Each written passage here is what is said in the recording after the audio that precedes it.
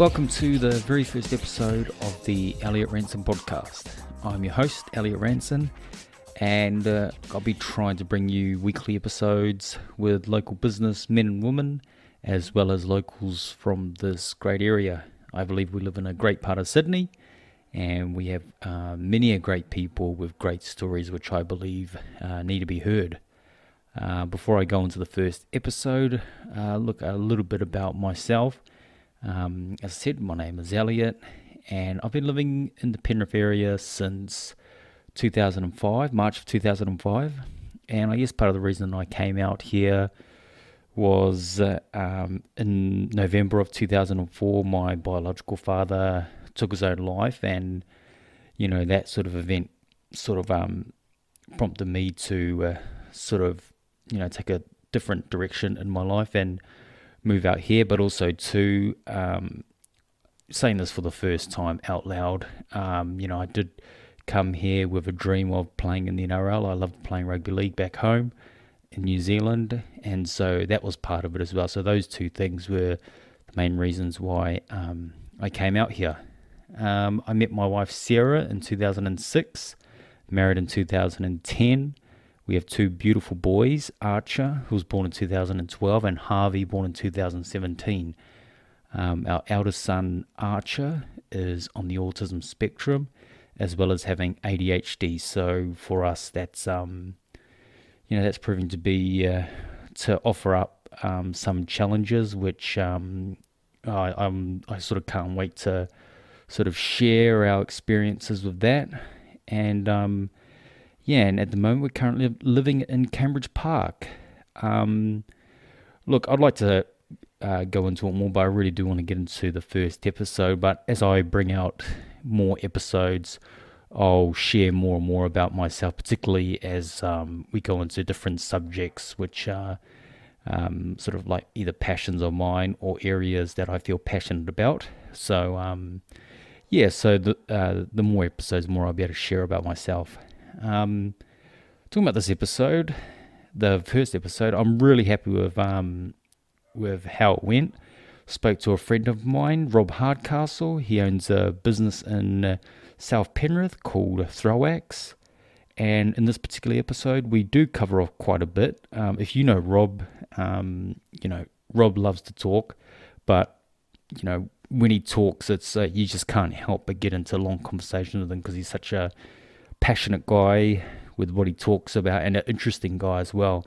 So we cover off a few things, how he got Throwax started, some of the challenges that he's found along the way, maybe some of the future plans that he has for the business, as well as dealing with negativity and just his general thoughts on this great area that we live in, which is Penrith.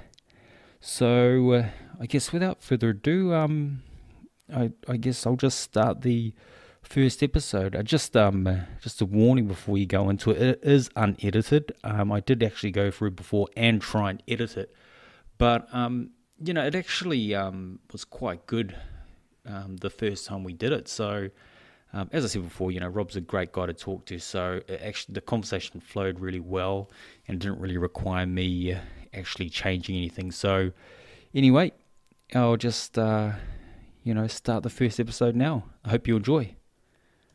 Yep, so this will be the first one. Don't know what to expect. You got a little intro or anything like that you do? I don't know. I'm just going to probably do it like prior to this. Yep. Don't know if I can do anything off the top of my head to begin with. So I really think you should just beatbox the intro for yourself. I think that's where your skills lie, buddy. That'd be great. Oh, okay. I might. Maybe.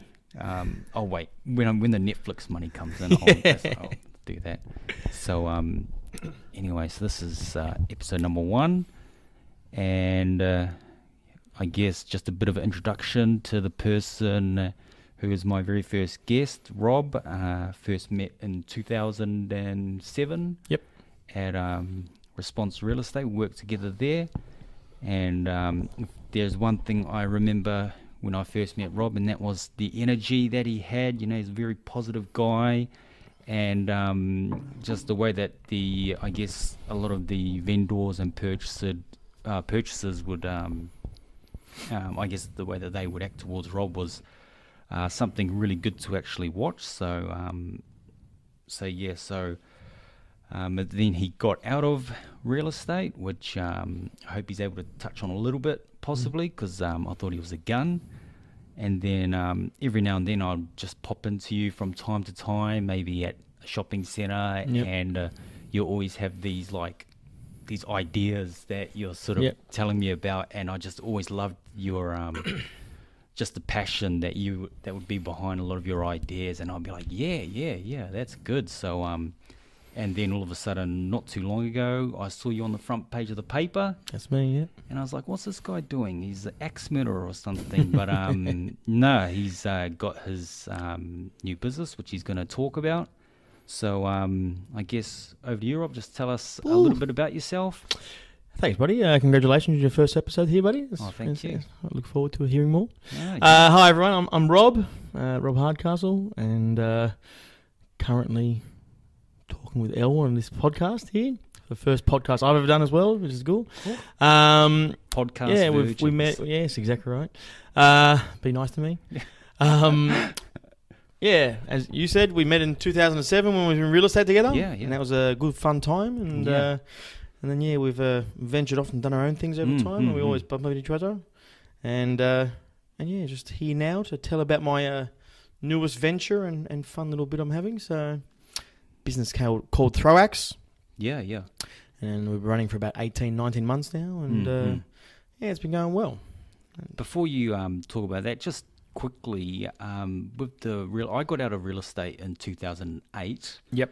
I think you got out not too long after that. I don't think you were there for too much longer after. Yeah. I can't remember did you come before me or after? I came, you were already there. Yeah, but did you leave before me or after me? I think I might have left before you, possibly. Yeah, I can't remember now. Anyway, yeah. But like as I said, I really did. I thought you were one of the better agents. As I said, thanks, bro. With what some of the clients were saying about you, like, you know, you call up a purchaser and you're like, oh, you need some help. Oh, yeah, Rob's helping me. And yeah. But so you obviously got out of real estate. What was the reasoning there? So I really liked real estate, and it was a lot of fun. Yeah, a lot of fun. Me too. You know, met some really cool people and things like that, and friends with you and Giorgio and Richard and all kind of stuff, Paul. And it was a lot of fun, and it was something that I was good at, like talking to people. But I went on holiday up to Queensland. Yeah. And just needed a bit of a recharge kind of thing. And I was up there, and I was spending some time with a mate, and he just had he had a nice lifestyle up there kind of thing, and he was really enjoying himself. And I'm like, man, I'm working 7 days a week sometimes, you know. Which I don't mind doing, like, you know, that was cool. But, like, you'd get even on your day off, if you got a phone call, I could be in the middle of, you know, watching my favourite TV show or something. As soon as you get a phone call, that gets paused, and you're like, Robert speaking. Oh, hi, how can I help you? You know? So you're always on kind of thing. And if a customer rings up and says, I want to go through a house a second time, that's for you, that's like, I'll be there soon, you know? And you don't really... Although I did do it a few times, you can't really give that responsibility over to, like, yourself. I couldn't ring you up and say, hey, Elle, they're going through a second time.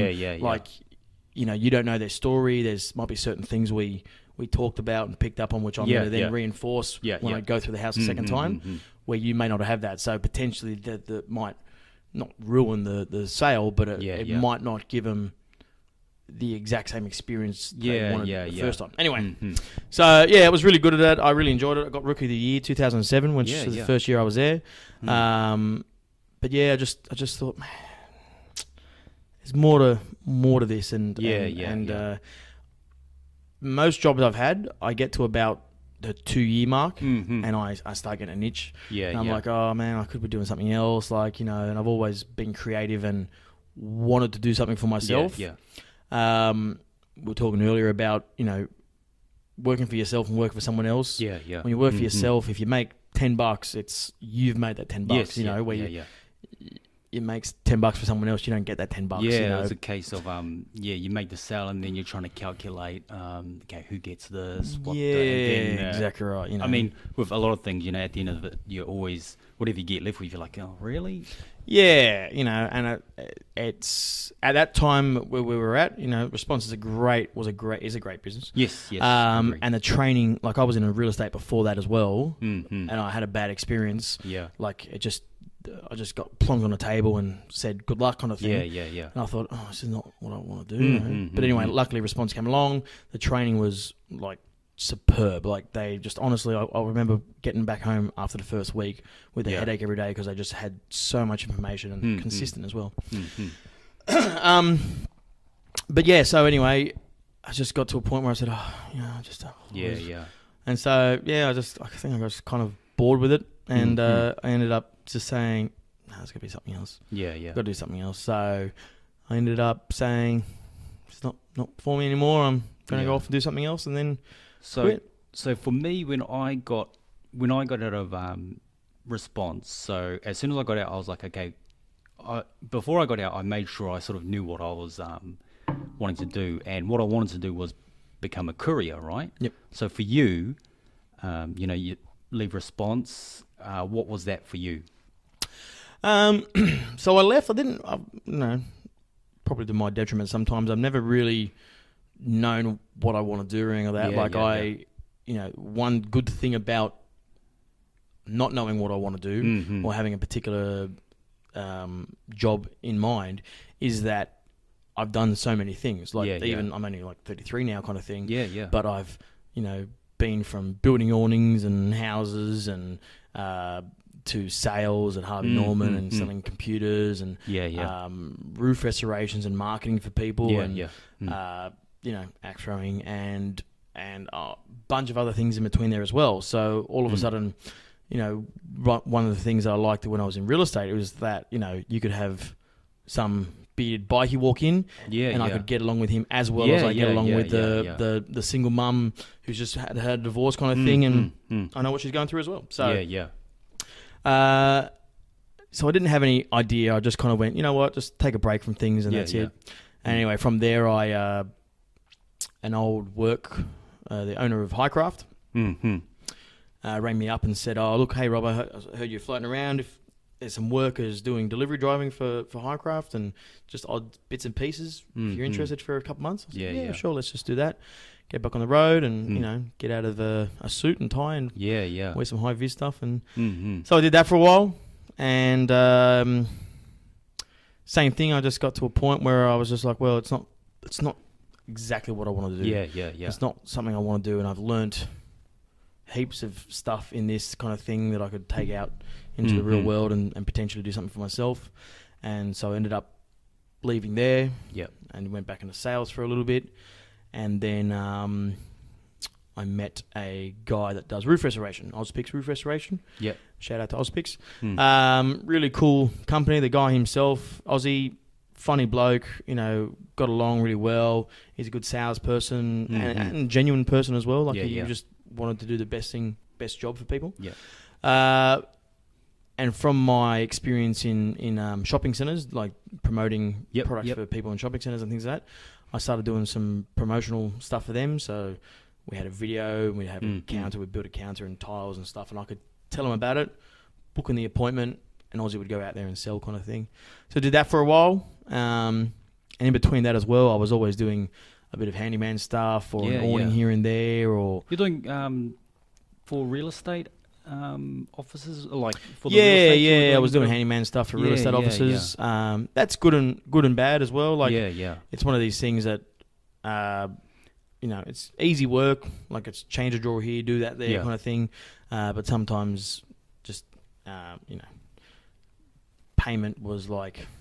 Like if you go and do something for someone at their house kind of thing now, it's like, oh, they want that lock change. You usually get paid straight away. Real estates and businesses like that, sometimes it's not the case. Oh, so you're waiting for like a 30 days, end of the month, or for till the anyway. So that just has got me in trouble a couple of times, kind of thing. But anyway, I diverse. So I've always been a bit of a handyman. So I've always throughout the years, since I was young, I've always I was always in the garage with my granddad, just Yeah. tinkering around with woodwork and stuff like that. Mm-hmm. And yeah, so I've been doing that, and then from the marketing point of view, I got into something else after that, and then I got into selling kitchens and building kitchens after that, Mm-hmm. and again that kind of led back into doing some stuff for a builder, handyman stuff like odd jobs and bits and pieces, and then from there, what else have I done? Done a bunch of other little things like that. So you've done since when we first met, so I guess where you are now, you've done, from the sounds of it, you've done quite a lot. Yeah, about another 4 or 5 different kind of jobs you know, continuation of those jobs kind of thing. Mm-hmm. Again, it's just a learning experience. Like, I can now sell you a kitchen. I know what's wrong with the kitchen, how to work a kitchen kind of thing, how it flows, all that kind of stuff. I know how to build it as well. I know how to put a bathroom together. I know how to sell this and do that, whatever. So, yeah, it's always been good. And I guess it's training for inevitably what I'll do down the track kind of thing. Yeah, yeah. So, yeah, anyway, from there, just one thing led to another, and a business idea sprouted, and that's how I got into my current venture. So just before you go into that, like, what I do like about you, and you mentioned, you got out of Response, and you sort of didn't really have a plan.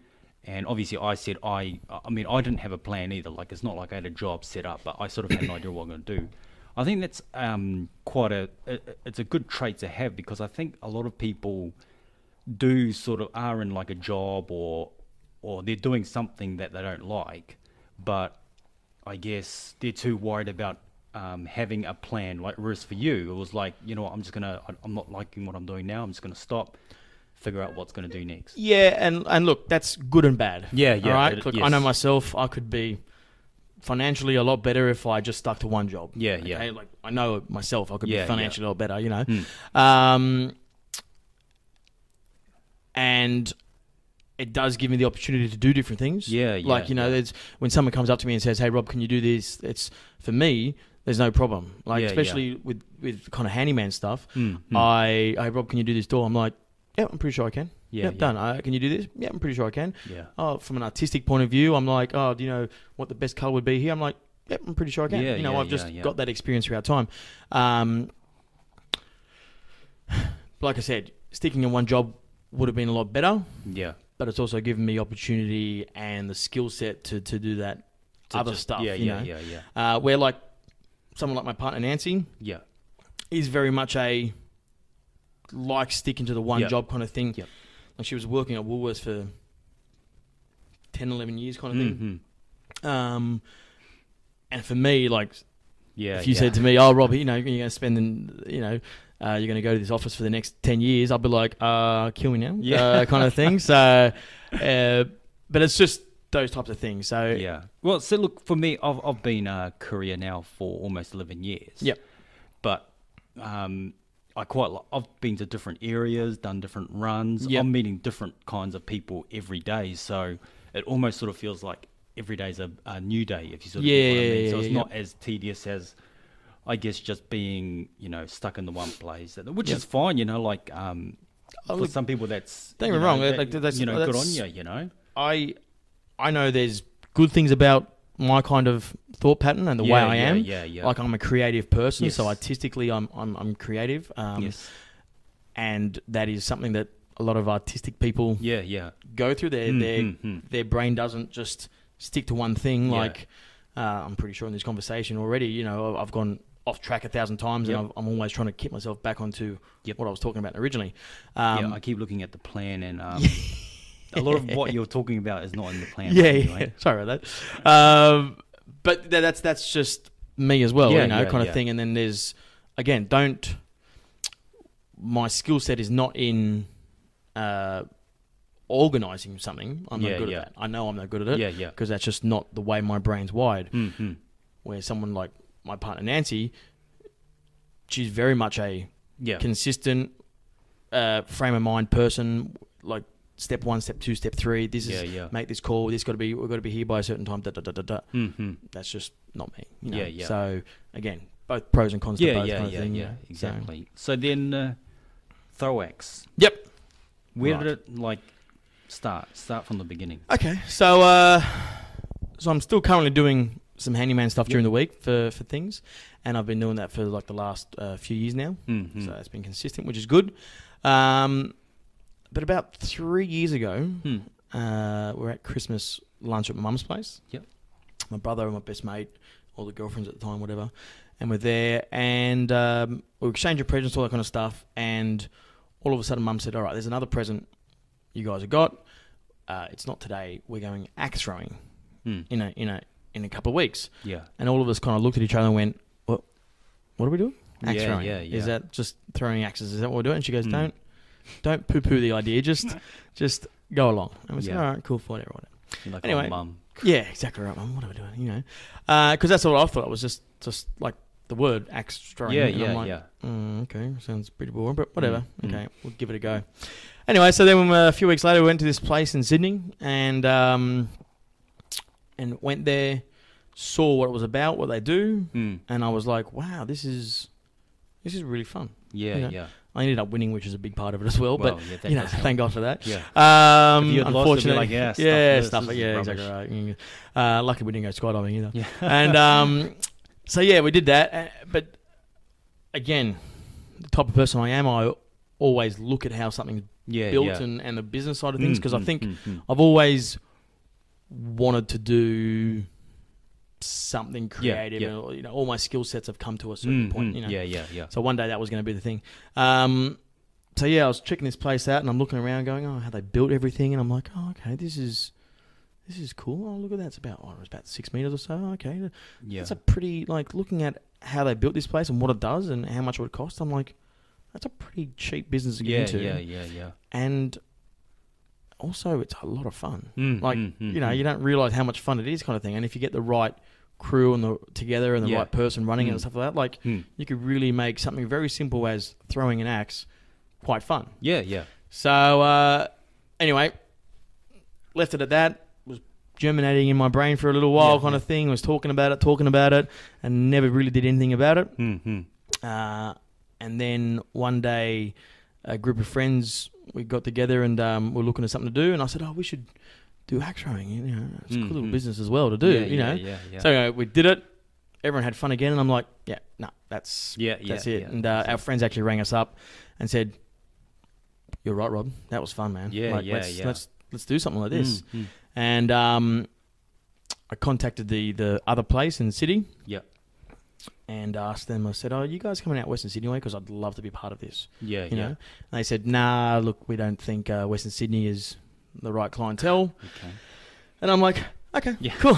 All right, fair enough." And I was thinking, is there any kind of validity in that? Yeah. And I was like, "No, I don't think so. I think we're really good at this way." Yeah. You know, I know from living out this way that we love our pubs and clubs. Yes. You know, we love getting together with mates, kind of thing. Like you go to the plaza and on a Saturday, Sunday morning, you go to any coffee shop around Penrith, and there's not just one person sitting there having a coffee. It's usually a group of people, all their mates, you know, all their friends, all that kind of stuff, getting together and doing that. You know, you go to any pub at any time, you know, it's always the blokes, the footy club getting together, the guys from darts, the guys from school, they catch up once a month kind of thing, you know, 20 of them kind of thing at a time. There's all these pockets, you know, because we've got so much land out this way. It's a big thing.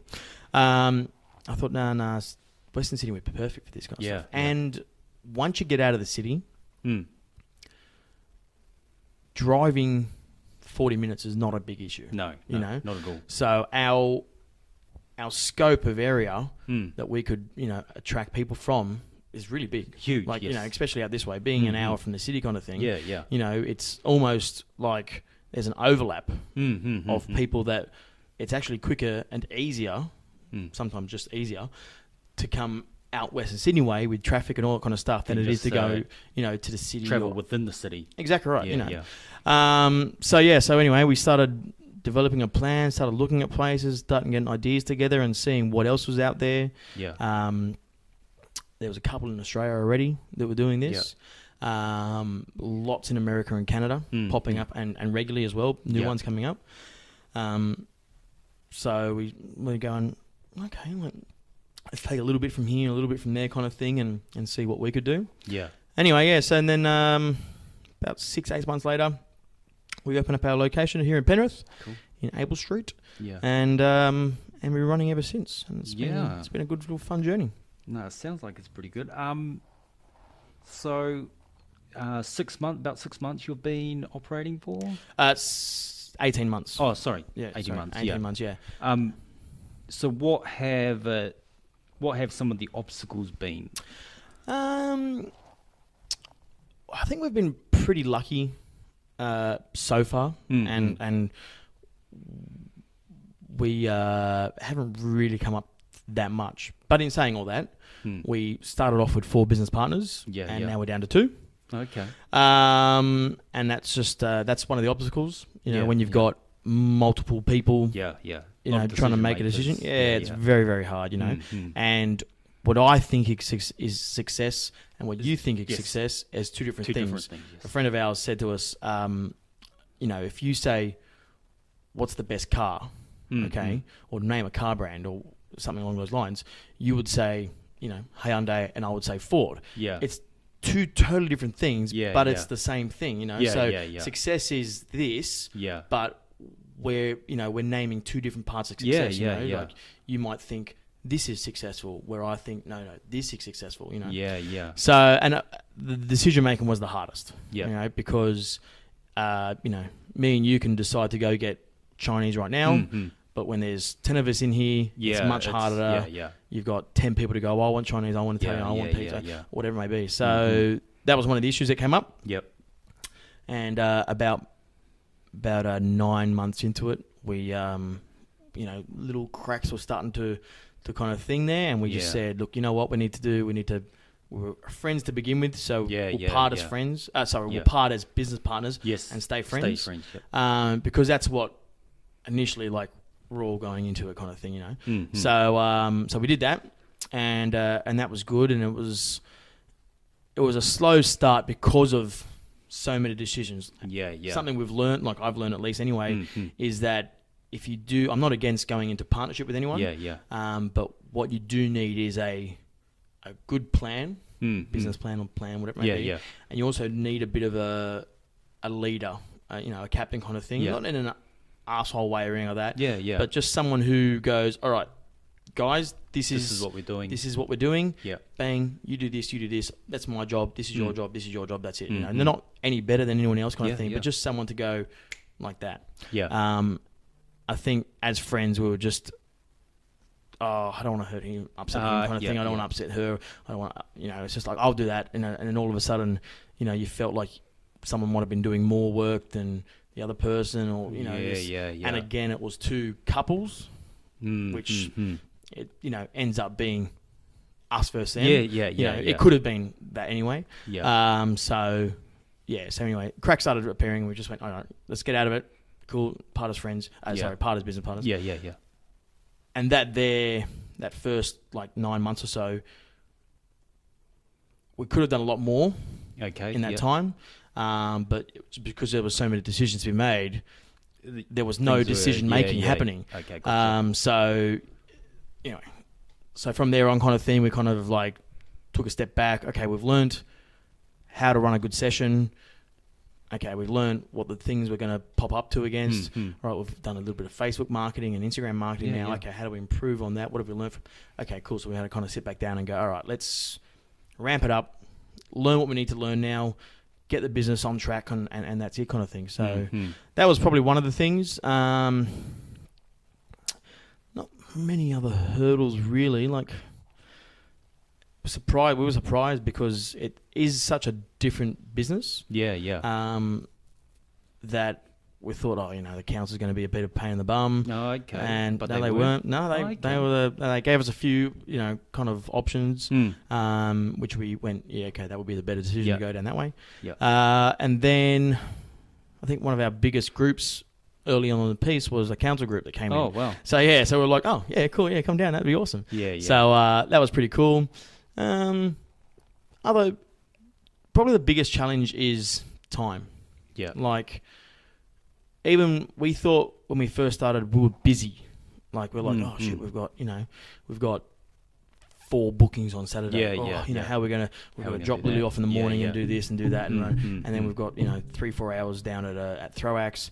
Okay, what are we, I've got to go have dinner. Oh, bugger. And we weren't busy. Like, we just, but it's also just managing that time. I find anyway, the biggest issue is managing that time. You work during the week, because right now, or it was when we first started, it was a side hustle that we're trying to build up. Yep. Trying to manage that. Okay, so I go to work 9 to 5. Okay, cool. All right, I've got to leave work at 4 o'clock now to go do this for another 2 hours and I'm not going to get home until X amount of time, whatever. I miss out on a little bit of time with the little one. I miss out on potentially time with friends, hanging out with them kind of thing. A whole variety of other stuff as well. And that's it. And then just trying to get into the place and go, oh, you know what, I need to fix up that bit of fencing. I've got another 2 sessions on now. Gosh, Yeah, they've got to put that just running around. So there's a couple of things that probably the pitfalls and hurdles that we face is just time management. Like, that's probably the biggest thing, And also in saying that time management, training someone to also do what you do so you can you can manage your time better. So that's one thing we struggle with right now, is that I think I run a pretty good session. And I would love to have that repeated exactly the same by anyone else I train. But I also know that it's not going to be the case. It can be very similar, but they've also got to put their thing on it. And I'm, in my own head, I'm thinking to myself, oh, am I doing the best job? Maybe I could do better. Maybe I could learn off Sam. So that's probably the biggest thing, is just that time management, I would say. Because like this weekend we've got 10 bookings on Saturday. And it's just literally I'll get in there at 9 o'clock in the morning and I won't leave there till 9:30 at night. And that's a really good day for us. Business wise. And now we've kind of got it down that, well, you know what, nothing else gets done that day. This is what we do. That's it. So that's probably couple of the biggest things, time management. And just learning, I think, is one of the biggest hurdles as well. Like, I promise you, like, I'm no expert at business. I promise you that.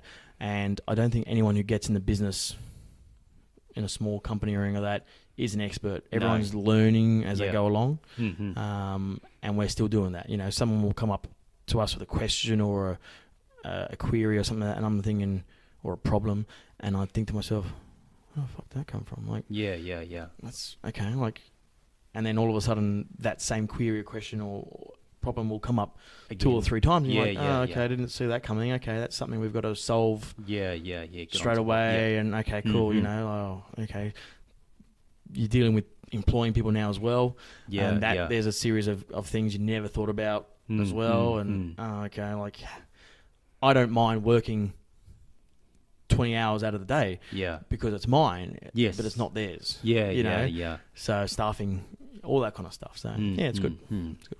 It sounds like a lot of just a lot to get your head around. But as you said, you're learning as you go. You're by no means perfect now, but I guess a lot of things in life you're only going to know until you actually do it. And for sure. So you start. So tell me, in the early stages, response from friends, family, positive, negative. Like, do you sort of remember? Most were pretty positive. So, big shout out to my mum. Thanks, Mum. Who was like helped us out financially, and she's an accountant, so she sees a lot of how businesses run and things like that. So, and how partnerships run. So there was a lot of conversations and meetings with her in the beginning as well. What are some of the pitfalls we can potentially run into, all kind of stuff. So she could kind of steer us through a few things, which was pretty good. Most friends were pretty into it. Again, it's a business, like, it's called Throwax, and literally it's what we do is throw axes, We've got a couple of targets there, and you come down with mates and we teach you how to throw an axe, then you get into a game and stuff like that. And like, literally that's the guts of it. There's more involved, but so everyone was like, oh, okay, you're getting into business doing what? Oh, okay. yeah, we never heard about that. Yeah, sure, we'll come down. Yeah, Oh, sure, cool. okay. Yeah. That sounds like fun. And then once they get into it, kind of thing, and see what it's about, they were like, "Oh man, this is really fun." You know? Yeah. So we've had a really good response from everyone. So friends and Yeah, family, yeah. but also the clients who have come down. We've had like really early. We had people coming back like within the first few weeks, kind wow. of thing. You know, Yeah. we were like, "Oh, this is great." We didn't think that was going to happen like so fast, but all of a sudden people started coming back. Yeah, like, oh, yeah. This is great. You know. Oh, that's good. And everyone, I think the only negative stuff is the ones that didn't know what it was about. Yeah. Just like exactly what we thought when we first heard about it. Yeah. We're like, what's this about? Until they actually come down there and experience, then like there's a couple of people that we knew that came down and we showed them what we did, kind of thing. Like they were part of a group, kind of thing. Like it was for we had to do some filming or stuff like that, and they were like, "Oh wow, this is something." And then all of a sudden, they knew what it was about, and straight away they were telling people more about it. You know, and they were, you know, "Oh, it was so much fun." And they were more interested in the conversation because they knew what it was about now. Yeah. So that's probably the only negative thing, but turned into a positive. So, But that, I guess that's what most things are. Like people generally make a decision on something not even having tried something like with food or anything you name it. People are like, "Oh, I don't like that." So, and then you say, "Why don't you?" And it's like, "Oh, I don't know. I just don't like the look of it," or something. Like that, you know? So we had a little bit. So we got some Penrith Press ad on the front page on there, and on the Western Weekender as well. When we had their Facebook a story on their Facebook thing, and most people were pretty excited about it. Most people were like, "Oh, what the hell is this about?" kind of thing, you know? Because it started popping up when we first started. There was a video of Jason Momoa. Oh yeah, going around where he goes, "Hey, I'm Jason Momoa." He he's, drinks a beer. He's my cousin. Oh, is he really? Yeah. Oh, okay. You look him and The Rock. Yeah. Fair enough. The similarities are amazing. Yeah. So yeah, he drinks a beer and he starts throwing some axes in a place in America, and like we were doing the research, we heard all these stories that video popped up, and all of a sudden within the next month, like 5 or 6 axe throwing places popped up in America and Canada because of this one video. So all of a sudden it started, like a lot of people were seeing this happen, and so a lot of response via social media or whatever was like, "Oh man, this is cool." But then in saying that as well, we had a bunch of people who, like you said, are negative about things. Going, "Oh, great, that's what we need. A bunch of Western Sydney bogans throwing axes." And my first initial response was like, "I'm going to write back to this person and tell him, give him e-bashing, what an idiot kind of thing, wake up to yourself." And the other part of it was, it's not worth it kind of thing. But so we had a few of them kind of thing that I got a little ticked off about, because it's one of those things like, why even say something if you don't know anything about it? Like, I just don't understand that. But and I guess, is that how you sort of deal with negativity? Like, because that's sort of like and it's taken me a while to get to this point where, I can just brush it off. But like, you see a negative comment, and then I just think, okay, like I just brush it off, like whatever, like I don't know what's going on in their life or whatever. Like,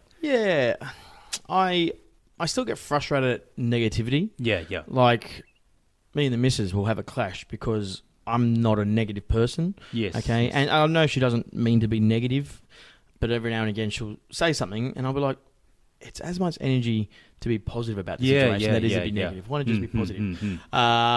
And so, with some people I still get stupidity and negativity are two things that I struggle with. Yeah. Like if someone... I think I'm a pretty logical person. Yeah. You know, I think, most of what I think or do is right. I'm not perfect, nowhere near perfect. Yeah. Okay, but, don't hurt someone. Physically hurt someone. Yeah, That's really simple kind of thing. It should be a humankind trait, but not everyone thinks that. No. And so, or don't do something stupid. Which just it should be common sense not to do that one thing. Why touch that sharp object again and again and again? All right, it keeps hurting you. I don't understand. So I get frustrated with that still, but I've got better over the years. A little bit better anyway. I still will lose it every now and again. If I keep doing something, I'm just like, all right, I'm about to snap now. Yeah. Get out of my face because I'm about to lose my plot and tell you how much of an idiot you are. Yeah. But yeah, so these days, especially with the business, like, and having a kid involved in the picture now as well. Yeah. It's one of these things that, like, I don't give a flying crap sometimes. Yeah, like, yeah, someone yeah. will say something or do something. I'm like, all right, well, cool. I'm going to go home and Yeah. I'll see you later. Bye. And that's it. And someone, other people who potentially don't have much going on in their life, or like you said, may have something happening at home that I don't know anything about, a struggle of some sort. I'm not there to judge on that. And sometimes people come to me and go, oh, look, I said something. I'm sorry about that. I'm like, oh, okay. Didn't even remember. But okay, yeah, cool, whatever. Well, it's good that they've actually like said, hey, look, sorry about that. I mean, no one likes to say sorry these days. So. No, that's very true. Yeah. But and I've probably done the exact same thing as well. Like, I've said sorry to people, or I've been negative in some way, or not even thinking about it, just because I was tired that day, or I was in a shitty mood, or whatever it may be. Mm-hmm. So no one's perfect in that regards, but so I don't deal with it that great. But especially with the business now, having little Lily around, like, it's really there's bigger struggles in the world. Exactly. I've got a roof over my head. Everyone, I'm fed. Yeah. Got people that love me and friends and family around. Yeah. Really can't ask. Like just a friend of ours. He had cystic fibrosis. Yeah. And like, he was going through all the struggle that we'd hear about, but every time you'd ask him how he is, he's living the dream. Yep. Yeah. You know what I mean? Like, so. Yeah. And you know what? That's people like that will live X amount of years longer, will be X amount of healthier, will be X amount of whatever, And those are the people, they leave a bigger impact on people too. Yeah, exactly right. It kind of puts things into perspective as well. Like, oh, it's a rainy day, I can't go work today. Oh, poor me, I'm just going to sit at home. My wife, she's giving me the shits or whatever. My kids, I don't get paid enough. Oh my God. Really? That's the best you got to come up with? Oh, you haven't got the newest Game Boy or PlayStation. Really? Yeah. Seriously? Yeah. Like, come on. This person is riddled with cancer. Yeah. You wouldn't even know it talking to him. Well, that's like with us, like Arch is on the autism spectrum. So in the beginning, obviously, we felt like, oh, poor us. Yeah. But the more you talk to different families going through similar things, I always say to Sarah, I said, look, I'm so grateful that, that we've got what we've got, because there's other people that are probably going to look at us and be like, oh, they're so lucky, or, so. So I know I've met your kids a few times now, kind of thing, and you can have a conversation with them, and actually from the get-go of meeting for the first time, you wouldn't know that, there's anything necessarily wrong, and it's not necessarily anything wrong with them, it's just a spectrum. Yeah. But I've got another mate whose kid is severely on one side of the spectrum, and the kid is 11 or 12 now. Nice kid, but doesn't speak. Only communicates by banging on his chest, and he's got an iPad. And I've spent some time with him just recently. Actually, I spent some time with him just to help him out because he's. Yeah, I remember Sarah was Oh, you're telling us? Yeah.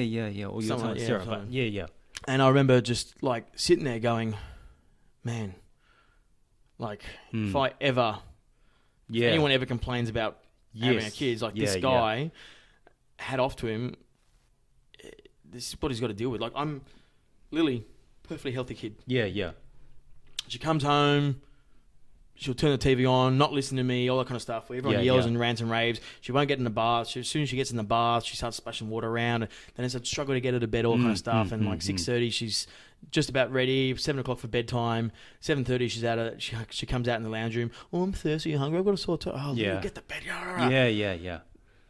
That's nothing. I've stayed at this guy's place for an hour or two, and Joey, nicest kid in the world, but just is banging on things, running around the house, and he's just super excited, and you're like, oh, this is a time where usually I'm just relaxing down, kind of thing, and Brad, my mate Brad, Brad, he's there still having to worry about making sure there's no sharp objects around, making sure he doesn't run out of the house, making sure the lights are off, doesn't break anything, all that kind of stuff. It's like, holy shit, like. Yeah. Wow. Context, isn't it? Oh, it's amazing, you know. So, yeah, it's a big thing like that.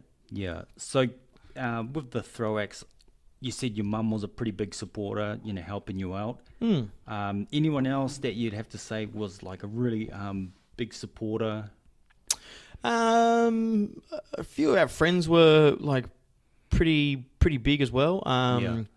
So we've got a couple of mates who just like straight off the bat said, "Oh, do you need some help?" Yeah, you know, and we're down there at nice. You know, any time helping us out till all hours of the morning sometimes, and never complained about, "Oh, I need you to paint today." All right, cool. I need you to screw this cool. bit of. Yeah. Yeah, cool. I need you to demolish this. You know. We've had a couple of nails through shoes and stuff like that. With friends of ours, and they were like, "No, sorry about that, buddy." Yeah. And they were like, "Oh, it's all right, all good." Mm-hmm. So we had a few of them kind of thing. Yeah, a mate of ours does websites, so he like put his hand up and helped us with the website straight off the bat, and a few other people kind of popped up and signage and all that kind of stuff. And, just friends who just you don't necessarily expect anything from them, but they were the first ones to go. Yep, cool, we're there, kind of thing, you know. Cool. And then there's also other people that I wouldn't necessarily expect to have been there, and they just rocked up and started helping, and it's like, oh, thanks, man. Like, okay, cool. Yeah, I'll say this, and I'll say I'm not like trying to like piss in your pocket or anything. Yep. But I think it's because you are who you are. You know what I mean? If you were different, if you were like a real, you know, prick, you know, I guarantee you, like, I am, but it's all right. Yeah. No, you are. Like, but I'm just trying to be nice. Yeah. Well, you know, I'll say the bad stuff behind your back. But you know, like, so if you were like, you know, a bad person, not being the way that you are, I can guarantee you, not many people would have, sort of just put their hand up and to help you out and, you know, do that kind of stuff. So that's a real testament to yourself. Cheers, or just the human being that you are. You know, and thanks. Yeah, no, that's really nice. Like, funny you mentioned not, you know, people just all of a sudden just coming out and asking. Yeah, it is good to like I get in trouble from my missus and ex-missus as well from helping out people. But it's something that I like doing. So you know, even like right now, you know, I'm building a new place of Throwbacks around the corner from the old place. But you know, if I've got a couple of mates who live around the area as well, and I've got a ute, they don't have a ute, and they can ring me up at any time and go, "Hey Rob, can you come pick this up from Bunnings for me?" I'm like, "Yep, cool, bang." Well, you've got a freaking new place to build. Like, you should be staying there and just not worry about anything. But I want to do that because to me, it's something. It helps me, and it's also makes me feel good. So hopefully, some people have. You attract the like-minded people kind of thing. So I think I've got a few of them around that, you know, want to help. So you mentioned a place around the corner. So, you know, we were talking before this, future plans. You're looking at a different facility, different complex. Yeah, so we weren't planning on moving anytime soon. But our lease ended up running out, and we were like, "Oh, you know what? We'll stay in this place. We're going well, kind of thing. We're slowly building up, trying to cut down on other work and things like that, and trying to de-stress our life, kind of thing, and just really get this rock and rolling." Anyway, then this place popped up around the corner. It's main road frontage on York Road there. So if anyone knows Penrith, it's just right across the road from Jamison Park. Which is a really busy park on weekends and during the week. Been there a few times. And this popped up, and I went, "Oh, well, you know what? Just for shits and giggles, I'll go down there and just check it out." Anyway, checked it out and was like, "Oh man, this could really work. You know, this could really work." And we've learned so much what works and what doesn't work at this other place, kind of thing. With the other place, we're kind of hidden away in a set of factory units.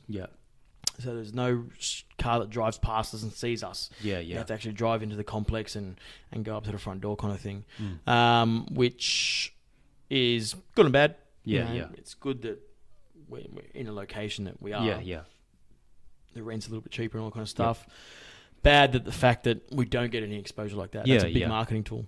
Anyway, so this place popped up, and we said, "Oh man, like, we're busy. We're already flat out with weekends for the next couple of months. Mm-hmm. I don't know where we're going to find the time, but you know what? If this doesn't pop up often, okay, we should jump on it. Yeah. So that's what we ended up doing. So we have started building this new place, and Nice. it's been a bit more than what I thought it was going to be. Yeah. So I thought it was just going to be just that we could really just move in and kind of do that. Mm. But there's been a few little things like it used to be a diesel mechanic.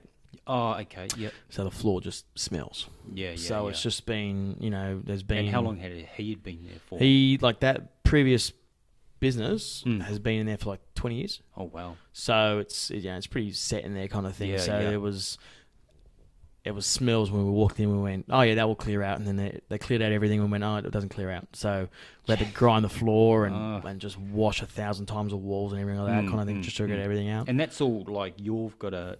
Yeah, that's what us. And it's just, again, it's one of those things that, walking in with kind of blinkers on, I went, oh yeah, I could set it up like this, da-da-da-da-da. And all of a sudden, there's all these little, like we were talking about earlier on before, I'm the big picture. Yeah. Okay, great, awesome. Yeah, and now it comes to the small stuff. I'm like, shit, I fucked up. Yeah.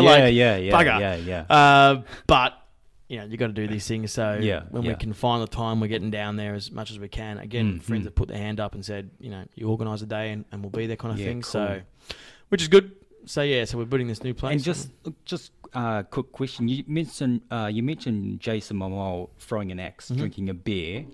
Are there any obstacles that are sort of stopping you from, or would you want to get like a license to serve alcohol? No, not really. Like, I've had this conversation with a few people, and I get it. If me and you went down there right now, we could drink a beer and throw some axe. We wouldn't get drunk. We wouldn't hurt ourselves, and that's it. Yeah.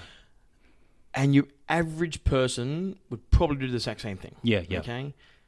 I'm not a big drinker. Yeah. So I don't have to go out and drink, or I don't have I honestly can't remember the last time I bought a 6-pack of beer. Yeah. And if it does go in my fridge, it sits there for like ages, 2-3 weeks, sort of thing.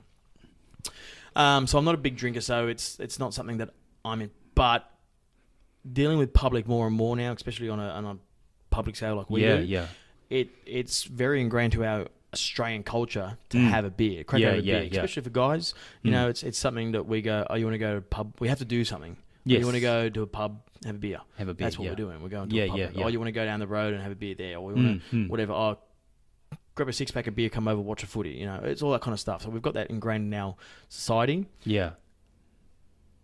Luckily for us, we're such a unique event that alcohol or whatever kind of substance isn't needed.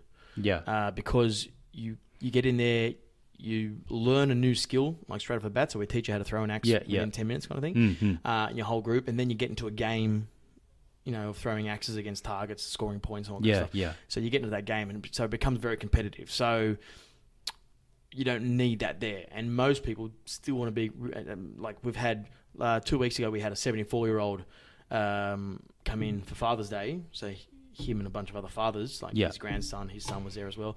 So they all played, and this 74-year-old was as good as the 26-year-old, kind of thing. So it becomes very competitive quite easily, Yep. Anyway,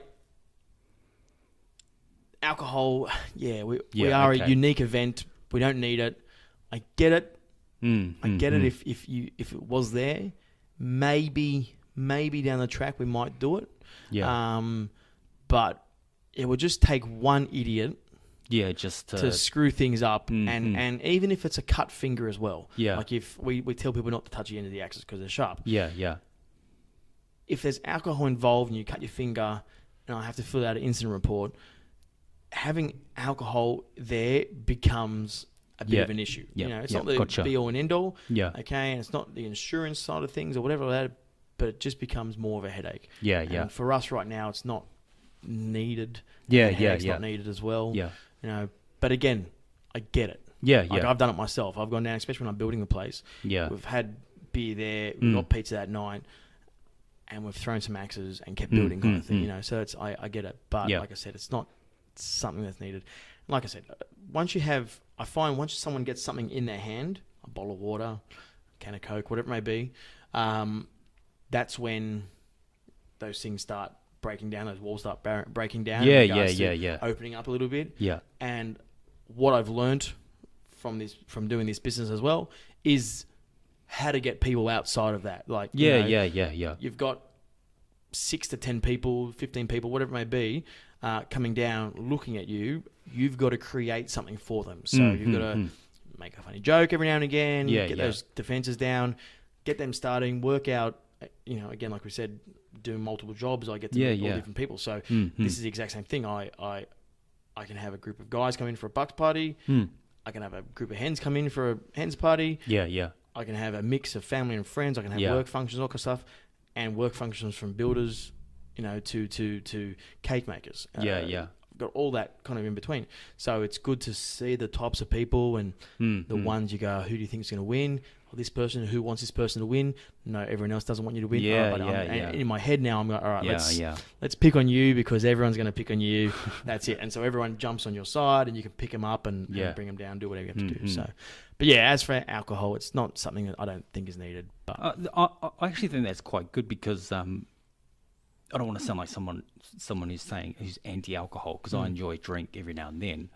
But it's good to know that you've got this place where like alcohol isn't the norm or the need. I think sometimes it's like alcohol is the thing that people use like until they have a few drinks, they're not going to talk to somebody. And that's very true. Like I said, it is very much in our culture, Australian culture, to have. I'll loosen up after a couple of drinks. And that's something that I'm continually working on. Again, like I said, learning how people work. You find that rhythm of the group, and you go, okay, cool. All right, these are people who are really quiet. Okay, cool. Then we just got to pick them up just a little bit. These people are really excited, so I've got to match them. And you know what? And sometimes I don't have to do anything. They're just there, and they're just a great energy in that group, and they just pick themselves up, and all you got to do is just guide them to where you need to. And they make their own fun. That's just really good. Might do down the track, like if I was to do it, I've always said if I was to do it, I'd do some kind of craft beer or support local industries. Nice. So there's a couple of places out this way that do like Rusty Penny and stuff like that. They craft their own beer. Really nice beer, but it's expensive. I would do the exact same thing. Don't come to throw axe to get drunk. You come there to throw axes. If you have one or two beers and the beers cost you $10-15 a pop, they're a good beer, but you're not going to go down there and get drunk. You could easily spend $20-30 going to the local pub and getting 6 or 7 beers, than coming to us and getting 1 or 2.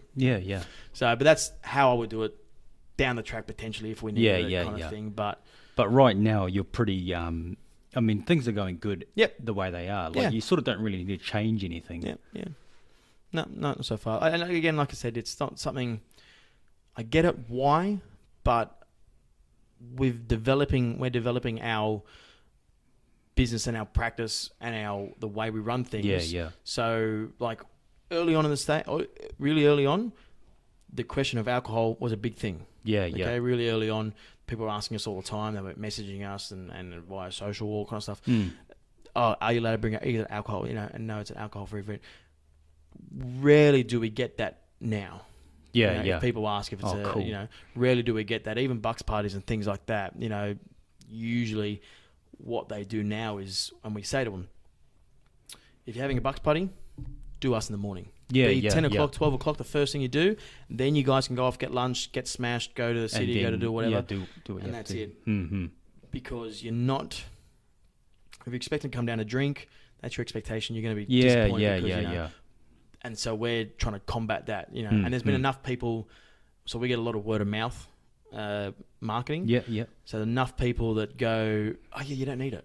You don't need it. Honestly, at the end of a session, like we've had this conversation about alcohol before, end of a session, every time it pops up, people say, you know what? You don't need it. So it's changed in the last 12 months. Oh, that's that nice. Conversation has been good. So people go, no, you don't need it. No, I had heaps of fun just sober. And I think that's good, and I think that's at least something in Western Sydney that, why we are getting so much more popular and we're getting so much more business, it's because it is one of those things that you don't need to get drunk to do. Like, you know, you go bowling these days and everyone goes bowling, it's family fun, all kind of stuff, but you can drink there now. So, you know, it's a little bit better with alcohol involved, you know.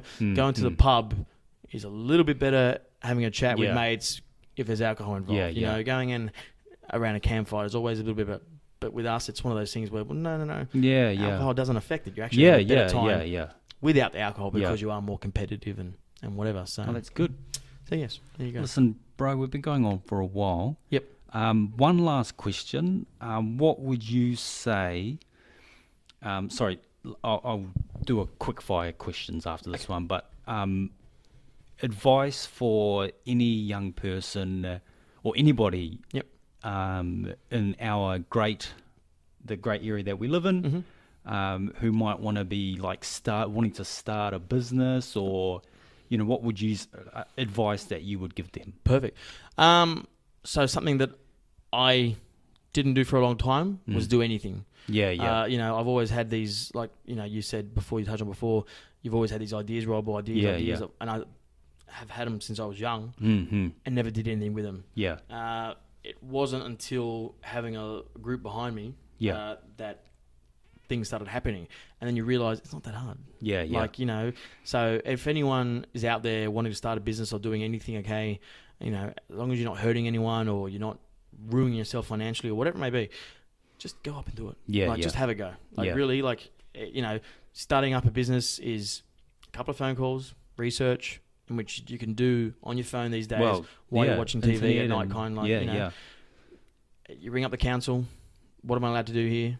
Okay, cool. You're not allowed to do this. Okay, find a solution. That's really that's all it is. Solution based, you know, problem solving. Really, so basically, just if anybody who's listening, probably going to be two people. Nancy and Sarah will be the only ones that listen to this. Hi, girls. But look, anyone listening, like, if you do have an idea, and if you do, if you do feel passionate about it, just do it. Literally, like, I was worried about it when I first began. Like, oh, is this going to work?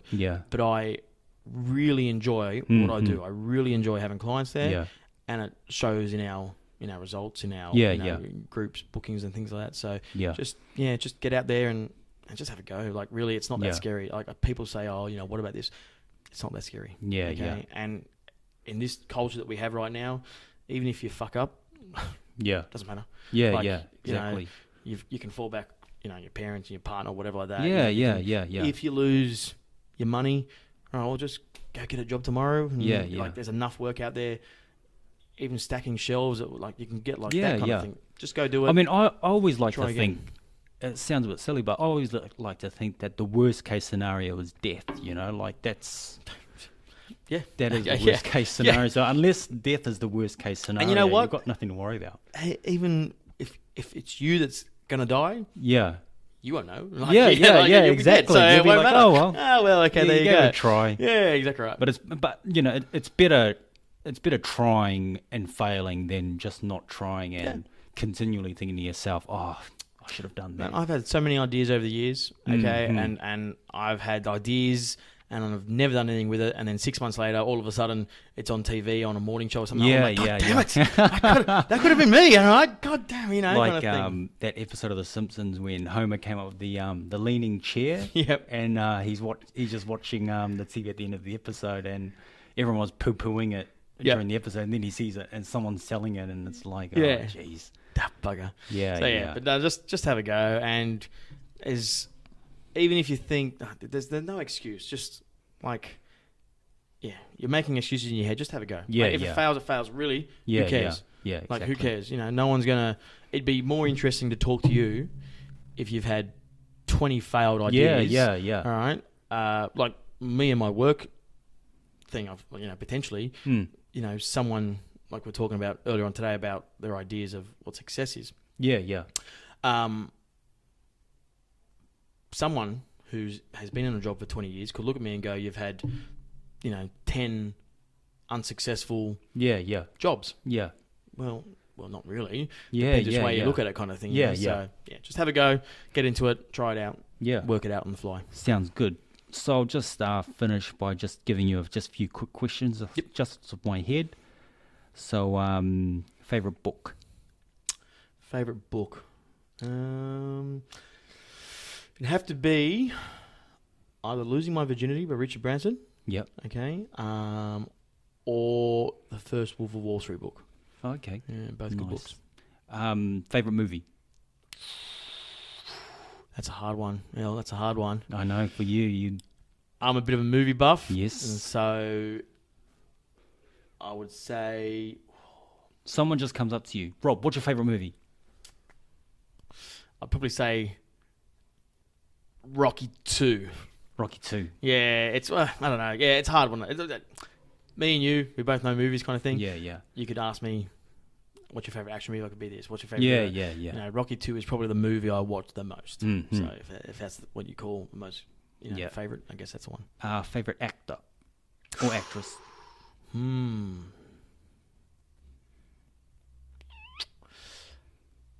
know what? In saying that, that's a hard one. I went and saw Once Upon a Time in Hollywood. Oh, okay. Okay. Yeah. Didn't like the movie so much. Yeah. It's long and boring. Yeah. Sorry, Tarantino, when you're listening to this. No, okay. All his movies are long and boring. But I like most of his movies. I like all of his movies kind of thing.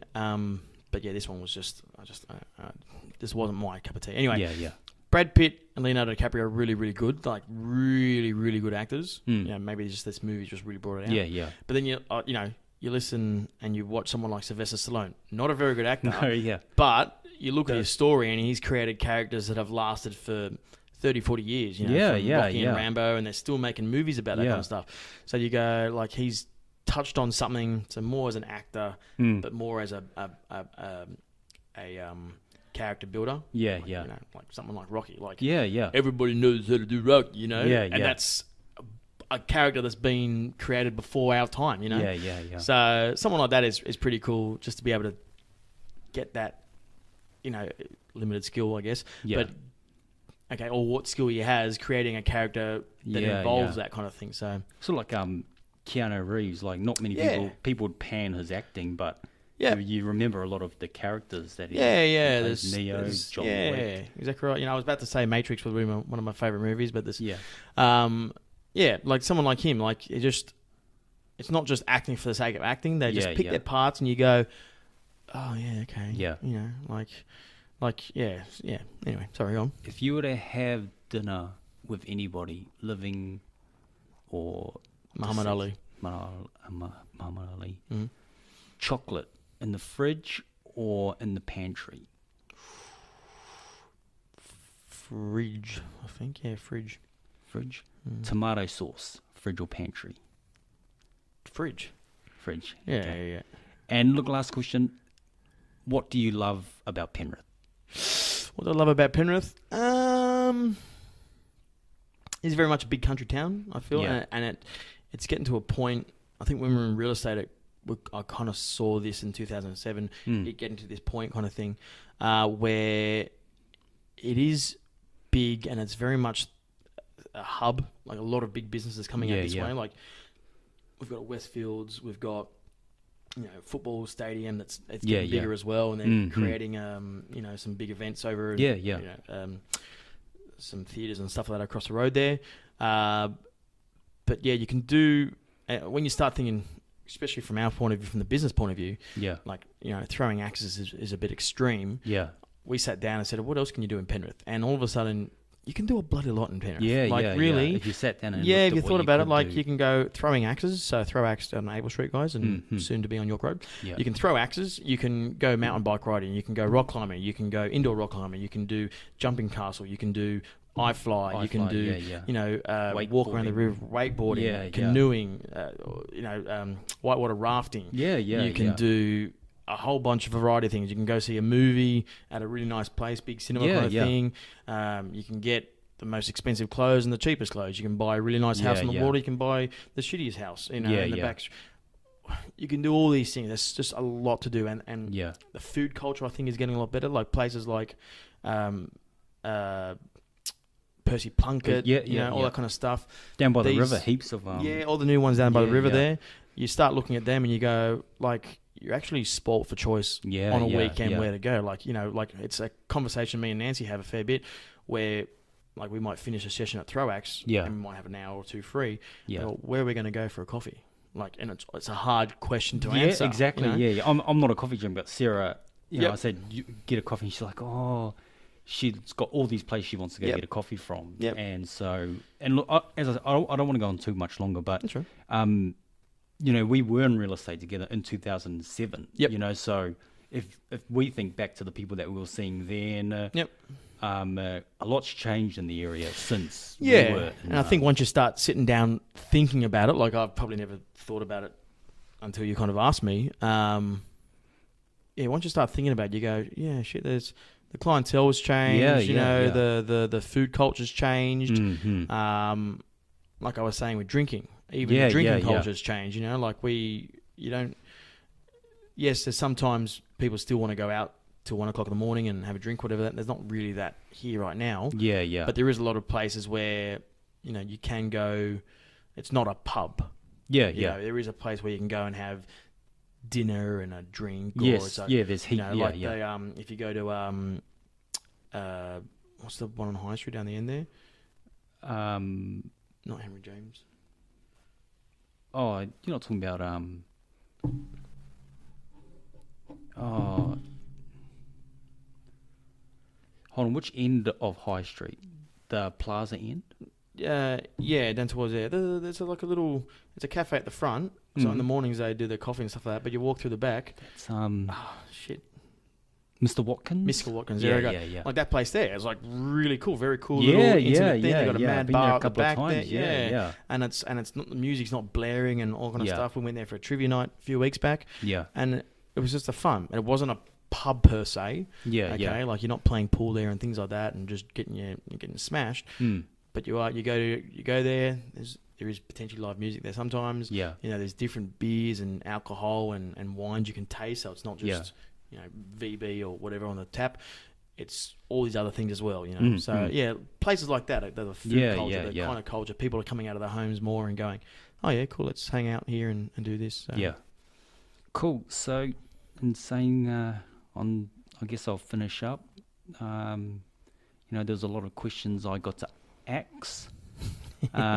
Thank you for making yourself accessible. I hope everyone can understand my accent. All right. Nice. Anyway, I think I'll let you get the last say on that then. Rob, cheers, bro. Thanks for being my first guest, and anytime, mate. I hope I'm back again sometime. hopefully too, because I'd really like to have you back on just to talk about like business mentality, I guess, and that kind of stuff. So Anytime. yeah, looking forward to it. Look forward to it, mate. Congratulations, and I hope everything goes well. Thanks, bro. Cheers. And there you have it, first episode in the can. Look, if you made it to the very end, thank you very much. A bit of a long episode for my first one, but I sort of did originally plan for it to maybe be like half an hour, but you get someone like Rob, who's such an interesting guy, and a lot of the things that he does have to say is actually worth listening to. So anyway, that's sort of what I'm wanting to do, the type of interviews that I'm wanting to bring to you. So yeah, until the next one, stay safe, and I'll see you next time.